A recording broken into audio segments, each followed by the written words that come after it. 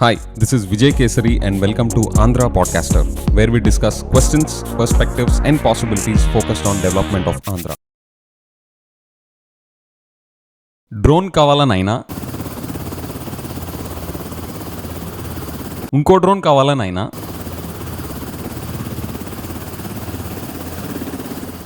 All right friends, CBN గారి లీడర్షిప్లో Andhra Pradesh drone పాలసీని నిన్న రిలీజ్ చేశారు.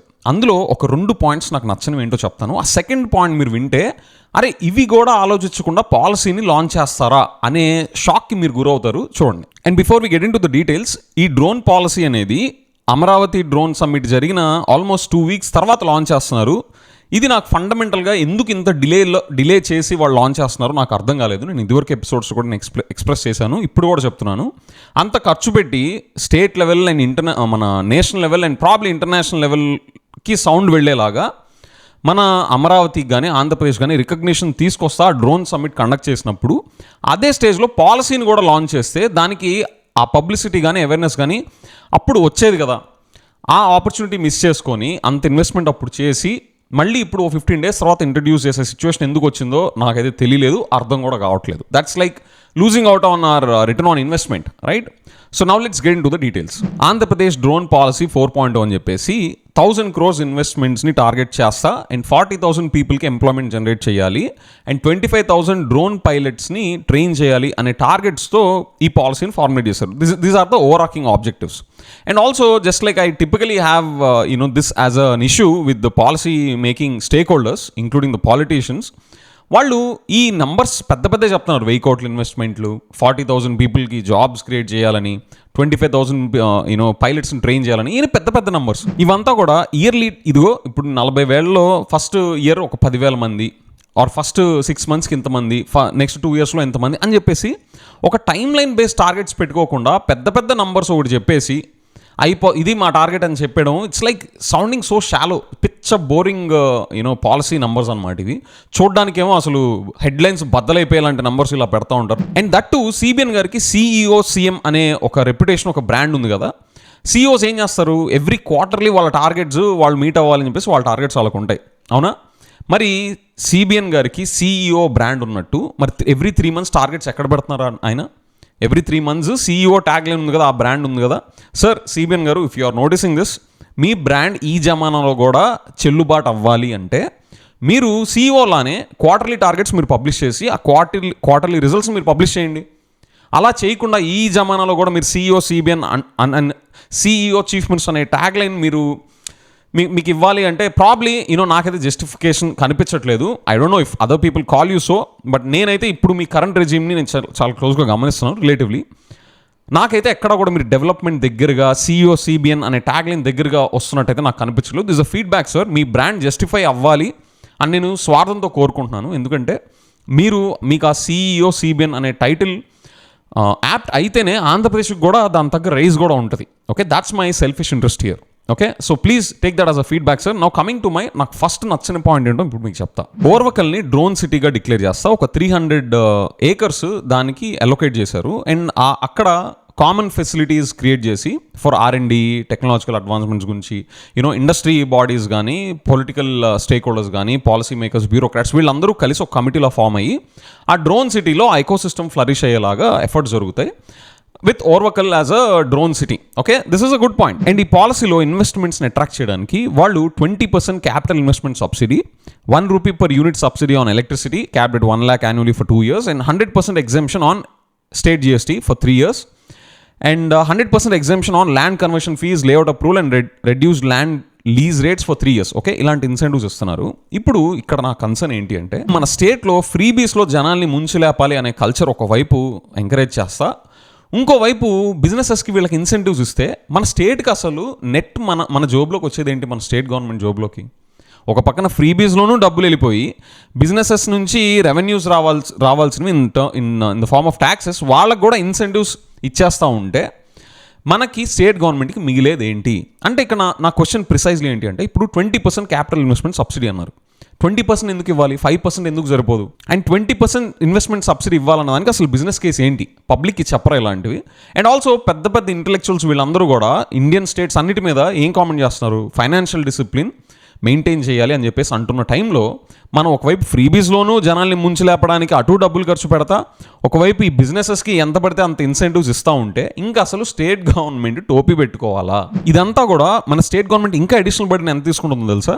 ఆ 25,000 పైలట్స్ని ట్రైన్ చేస్తామని చెప్పేసి అనే పాలసీలో మెన్షన్ చేశారు కదా. సో దానికోసం 20 drone pilot training centres Andhra Pradesh wide establish చేస్తున్నారు. అండ్ ఆల్సో వాళ్ళకి 2,000 per పర్సన్ వాళ్ళకి ఇన్సెంటివ్స్ లాగా ట్రైనింగ్ లైక్ ఇంటర్న్షిప్ స్టైపెండ్ టైప్లో వాళ్ళకి ఎంగేజ్మెంట్ వాళ్ళు మోటివేట్ చేసేలాగా ఆ 2,000 ఇస్తున్నారు. అసలు జాబ్ కావాలనుకున్న వాళ్ళకి ఇలాంటి ఈ 2,000 ఎక్స్ట్రా మోటివేషన్ దేనికో, but anyways in the best interest let's say వాళ్ళు 2,000 ఇస్తున్నారు. ఇంకోటి ఏపీ స్కిల్ డెవలప్మెంట్ కార్పొరేషన్తో కొలాబరేట్ చేస్తా మన స్టేట్లోని engineering colleges, polytechnics and ITIs ఈ ఇన్స్టిట్యూషన్స్లో ఒక 50 centres of excellence in drone టెక్నాలజీని కూడా ఎస్టాబ్లిష్ చేయబోతున్నారు.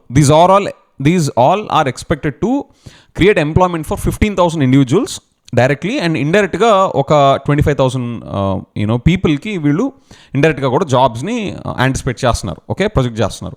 అండ్ ఆల్సో దీనికి తోడు institutions who are conducting research projects, okay, వాళ్ళకి 20 lakhs గ్రాంట్ కూడా గవర్నమెంట్ ఇస్తుంది, okay. So the point is, ఒకవైపు మనం ఫ్రీబీస్లో జనాల్ని ముంచులేపడానికి డబ్బులు ఖర్చు పెడతా, ఇంకోవైపు ఈ కంపెనీస్ రావడానికి వాళ్ళకి ఇన్సెంటివ్స్ ఇస్తా, అండ్ ఇంకోవైపు మన వర్క్ ఫోర్స్ని డెవలప్ చేయడానికి మనం వీళ్ళకి ఈ ఇన్స్టిట్యూషన్స్ కానీ, సెంటర్స్ ఆఫ్ ఎక్సలెన్స్ కానీ లేదా రీసెర్చ్ని బూస్ట్ చేయడానికి గ్రాంట్స్ ఇస్తున్నాం, ఓకే. ఈ పార్ట్ చాలా మంచిది, ఓకే. మన R&D లెవెల్ కానీ ఇన్నోవేషన్ని బూస్ట్ చేసేలాగా ఎడ్యుకేషన్ ఇన్స్టిట్యూషన్స్ కానీ, సెంటర్స్ ఆఫ్ ఎక్సలెన్స్ కానీ ఇలాంటి ఇన్స్టిట్యూషన్స్ పెట్టడం బాగుంది. మరి ఒక పక్కన చేస్తున్నప్పుడు ఇంకో పక్కన వాళ్ళకి ఇన్సెంటివ్స్ ఎందుకు ఇవ్వాలి? పైగా 20% క్యాపిటల్ సబ్సిడీ ఎందుకు ఇవ్వాలి? 5% సరిపోదా? ఆర్ 1%కు సరిపోదా? అసలు ఎందుకు ఇవ్వాలి వాళ్ళకి క్యాపిటల్ సబ్సిడీ? ఇంత లోడ్, ఇంత బర్డెన్ మన గవర్నమెంట్ తీసుకుంటా అంటే సెంట్రల్ పాయింట్ ఏంటి అంటే, ఇక్కడ నాకు నచ్చని ఫస్ట్ పాయింట్, మన గవర్నమెంట్ ఎంతని బర్డెన్ తీసుకుంటుంది, మన గవర్నమెంట్కి అసలు మిగిలేదేంటి ఇంత చేస్తూ ఉంటే? ఖచ్చితంగా ఈ ట్రైనింగ్ సెంటర్స్ స్కిల్ డెవలప్మెంట్ మీద కంపల్సరీ పెట్టాలి. That's non negotiable. I completely support that and I appreciate it, okay. ఆ 2,000 ఇన్సెంటివ్ ఎందుకు ఇవ్వాలనే దాని మీద I have questions, but in principle నాకు స్కిల్ డెవలప్మెంట్ మీద పెట్టే ప్రతి రూపాయి I'm for it. But rest of the incentives I don't see any business case here. What is a business case? And ఇప్పుడు నేను చెప్పబోయే చూస్తే, అరే ఇది కూడా ఆలోచించుకోకుండా ఎలా పాలసీ లాంచ్ చేస్తారో అని మీరు చూస్తారు. చూడండి, పబ్లిక్ సర్వీసెస్ని ట్రాన్స్ఫార్మ్ చేయడానికి, okay, aiming to improve efficiency in governance and service delivery, government సర్వీసెస్ని పబ్లిక్కి తీసుకెళ్లే అప్లికేషన్స్లో డ్రోన్స్ని ఎలా వాడాలి అని చెప్పేసి a dedicated drone innovation officer will be appointed in each department to explore drone applications, particularly in real-time governance and delivery of government schemes. Okay, నా question ఏంటి అంటే, ఈ డ్రోన్ అప్లికేషన్స్ ఏంటో ఎంటైర్ లాండ్రీ లిస్ట్ లేకుండా దానివల్ల మన స్టేట్కి benefit ఏంటి, పాపులేషన్కి, గవర్నమెంట్ యాజ్ వెల్ యాజ్ పాపులేషన్కి బెనిఫిట్ ఏంటి, అండ్ కంపెనీస్కి పొటెన్షియల్ బెనిఫిట్ ఏంటి అనే యూస్ కేసెస్ డెవలప్ చేసుకోకుండా పాలసీ ఎలా లాంచ్ చేస్తారు? అంటే ఇది ఎంత షాకింగ్ థింగ్ అంటే, ఫర్ ఎగ్జాంపుల్ మన స్టేట్లో ఇన్ని లక్షల ఎకరాల పంట పండిస్తూ ఉంటారు కదా ఎకరాల్లో. అరే మన స్టేట్లో ఇన్ని లక్షల ఎకరాలు ఉన్నాయి, దాని మీద లెట్సే పెస్టిసైడ్సో ఈ ఫర్టిలైజర్సో ఈ చల్లడానికి స్ప్రే చేయడానికి మనకి లెట్సే ఒక 100 డ్రోన్లు కావాలి. ఎగ్జాంపుల్ చెప్తున్నా, 100 లక్ష డ్రోన్లో 2 లక్షల డ్రోన్లో కావాలనుకుందాం. ఇప్పుడు అన్ని లక్షల డ్రోన్ల మీద వాళ్ళకి ప్రొడక్షన్ కాస్ట్ ఎంత అవుతుంది? లెట్సే ఒక్కో డ్రోన్కి 5,000 అనుకుందాం. నేను జస్ట్ ఎగ్జాంపుల్ నెంబర్ చెప్తున్నా. ఆ ప్రొడక్షన్ కాస్ట్ మీద వాళ్ళు అమ్మేది ఎంత మార్కెట్కి? లెట్సే 10,000కి అమ్ముతున్నారు. అంటే 100% మార్జినల్ పెట్టుకొని అమ్ముతున్నారు. మన స్టేట్లో ఇంత పొటెన్షియల్ ఉంది, మనం వాళ్ళకి అంత మార్కెట్ ఇస్తున్నప్పుడు మనం ఎందుకు ఇంకా ఇంత సబ్సిడీ ఇవ్వాలి, ఇంత ఇన్సెంటివ్స్ ఎందుకు ఇవ్వాలి? 5,000 వాళ్ళు 10,000 అమ్ముకుంటున్నారు కదా, వాళ్ళకి 100% మార్జిన్ ఎంజాయ్ చేయ నువ్వు. అది ఫెసిలిటేట్ చేస్తున్నందుకు మనం గవర్నెన్స్ ఫార్మాట్లో వాళ్ళకి సర్వీసెస్ ప్రొవైడ్ చేయడంలో to the companies we will give them better experience and faster clearances as per their need. కానీ ఇన్సెంటివ్స్ మనం ఇచ్చే అవసరం లేదు, మనకు అంత పెద్ద మార్కెట్ ఉంది ఆల్రెడీ, సో మనం లూజ్ అవుతాం అనేది. ఇలాగా డ్రోన్ అప్లికేషన్స్ అన్నిటినీ కూడా ఒక లాండ్రీ లిస్ట్ తయారు చేసి వాటి నుంచి వచ్చే పొటెన్షియల్ ఎంత అని చెప్పేసి రాసి ఫైనలైజ్ చేసుకోను కదా ఈ ఇండస్ట్రీ ఈ డ్రోన్ పాలసీ 4.0 అని చెప్పేసి రిలీజ్ చేయాల్సింది. అది చేయకుండా మేము ఇప్పుడు అంటున్నారేంటి, a dedicated drone innovation officer will be appointed in each department to explore drone applications. ఇప్పుడా పాలసీ లాంచ్ చేసేసాక? సార్ CBN సార్, మీ దృష్టికి ఇది ఎలా తీసుకొస్తున్నారో, ఎలా ప్రజెంట్ చేస్తున్నారో, మీరు దాని మీద అప్రూవల్స్ ఎలా ఇస్తున్నారో నాకు తెలియట్లేదు సార్. పాలసీ లాంచ్ చెయ్యక ముందు చేయాల్సినవి కదా సార్ ఈ యాక్టివిటీస్ అన్నీ. పాలసీ లాంచ్ చేశాక ఇప్పుడు డ్రోన్ ఇన్నోవేషన్ ఆఫీసర్ని పెట్టి అప్లికేషన్స్ అన్నీ తయారు చేసుకొచ్చాడు అనుకోండి, అరే సార్ మనం అనవసరంగా ఇంత మార్కెట్ పొటెన్షియల్ పెట్టుకున్నాం ఇన్ని అప్లికేషన్స్, డ్రోన్ అప్లికేషన్స్లో, వాళ్ళకి అనవసరంగా మనం మార్కెట్ని దారాదత్తం చేసేసినట్టు అయిపోయింది, మనం అంత ఇన్సెంటివ్స్ ఇచ్చే అవసరం లేదు, మన ఓన్ మార్కెట్లో స్టేట్ లెవెల్లో ఉన్న డిమాండ్ని కేటర్ చేయడానికి ఇంత బెనిఫిట్ ఉంటుంది వాళ్ళకి అనేది ఒక పాసిబుల్ సినారియో అయితే, ఇప్పుడు ఈ పాలసీ మంచి పాలసీ అనాలా లేకపోతే ఏమనాలి సార్?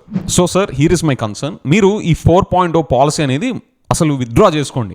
ఈ డ్రోన్ ఇన్నోవేషన్ ఆఫీసరో లేకపోతే ఎవరినో వాళ్ళని పెట్టి ముందు అసలు అప్లికేషన్స్ అన్నీ ఏంటి, మన పబ్లిక్ సర్వీసెస్లో ఎలా ఉపయోగపడతాయని చెప్పి డీటెయిల్డ్ అప్లికేషన్స్ రాసి, ఈ మార్కెట్ని వాళ్ళు క్రాక్ చేయాలి అంటే ప్రైవేట్ ప్లేయర్స్కి వాళ్ళకి ఎంత బెనిఫిట్ వస్తుంది ఇందులోంచి, లేదా వాళ్ళు చాలా హార్డ్షిప్స్ ఫేస్ చేస్తుంటే ఓకే మనం ఇంతవరకు సపోర్ట్ చేయగలం, ఇంతవరకు సపోర్ట్ చేయలేము అనే ఒక బిజినెస్ కేసు మీరు ప్రజెంట్ చేయకపోతే ఈ పాలసీ అనేది మీరు డిజైన్ చేసిన drone policy, especially Amaravati drone summit అయిపోయిన ఒక 15 రోజుల తర్వాత రిలీజ్ చేసే ఈ పాలసీ ఇలా ఉంది కాబట్టి మీరు ఇట్లా రిలీజ్ చేసి ఉంటారు సార్. ఏమాత్రం ఒక ఎయిర్ టైట్ పాలసీ అట్రాక్టివ్గా లేకుండా ఇలా చేయడం వల్ల మీకు ఆ ల్యాగ్ వచ్చిందేమో. I think that came in the beginning only. నేను అమరావతి డ్రోన్ సమ్మిట్ మీద ఎపిసోడ్ చేశాను, అక్కడే నాకు ఈ స్మెల్ వచ్చింది. Okay, on a hind side this seems to be the case now. So please withdraw this and reformulate this after working out on all the potential drone applications in public services at least, right? So friends, that's my request to CBN Garu. నా concern మీకు వ్యాలిడ్గా అనిపిస్తుంటే మీరు నాకు కామెంట్స్లో చెప్పండి, yes please withdraw this drone policy and rework అని చెప్పేసి. లేదు విజయ్ ఇవన్నీ కాదు, అసలు మనకి డ్రోన్లు ఇవన్నీ కాదు, ఆ నెంబర్స్ కావాలి, 40,000 ఉద్యోగాలు, 4 లక్షల జాబ్స్, ఇవన్నీ ఆ నెంబర్స్ చెప్పుకుంటే సరిపోద్ది హెడ్లైన్స్ కోసం.